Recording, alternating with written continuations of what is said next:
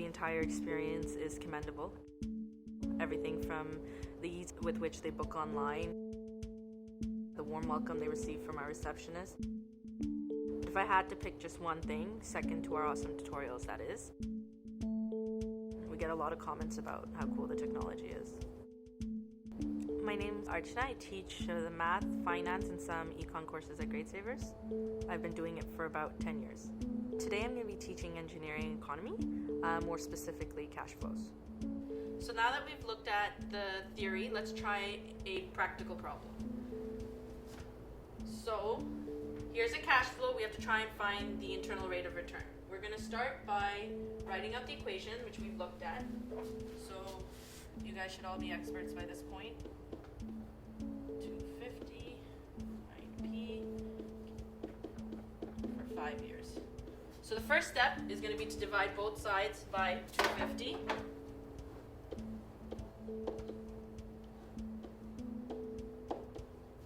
So we have 4 equals P given A, I for 5 years. Now for this, you're going to replace it with the formula. The formula is given to you on your exam sheet, so you don't have to worry about memorizing that.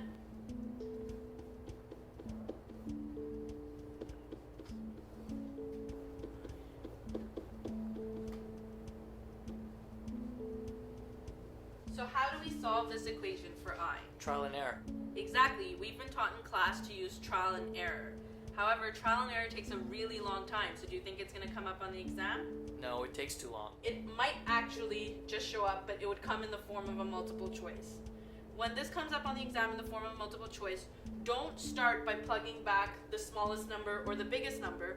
Always start by one of the numbers in the middle. That way, once you plug in 9, if it's too big or too small, you can judge and pick the answer quicker. It'd either be 12 or 8 or 12 or 15. So let's start by trying to plug in 9. So we're going to try 9%. Again, we're putting in a percentage, so don't forget to convert that back into decimals. So 1 plus 0.09. 0.09.